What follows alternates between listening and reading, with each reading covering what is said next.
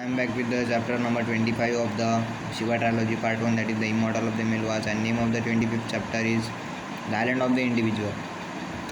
So Shiva, Parvateshwar, Daksha and Sati are in the city of Ayodhya, which is the capital of the Swadvipians, and they just go through the city, means they just travel through the city, and there's a discussion between Anandamayi and Parvateshwar. Anandamayi is the daughter of the emperor of Swadweep, that is Dilipa, and in that discussion there's a argument between two of them, that how Lord Rama belongs to their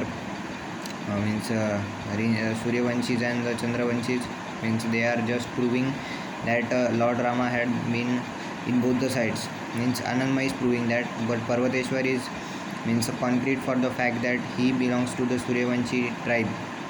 And in the meantime, Shiva just ignores all the fact, he is just ignoring the talking, not the facts. He had realized that Chandravanshis are not totally evil people, and in the whole story that both the Daksha and Dilipa are trying to preach the Nilkhand.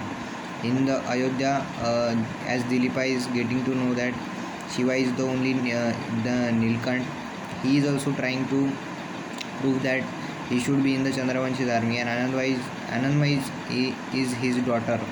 So definitely this has to be some influence on her too.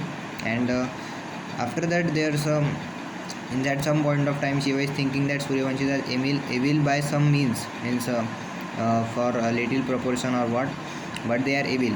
But after that, he came across a old man who shares his food.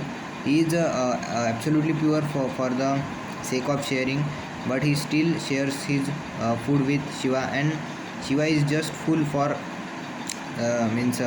his hunger, or whatever you can say, that bhook kind of thing.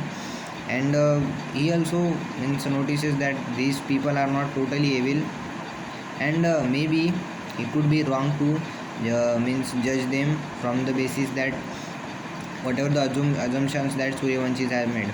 So this is the end of this chapter. I will meet you in next chapter. Till then, thank you.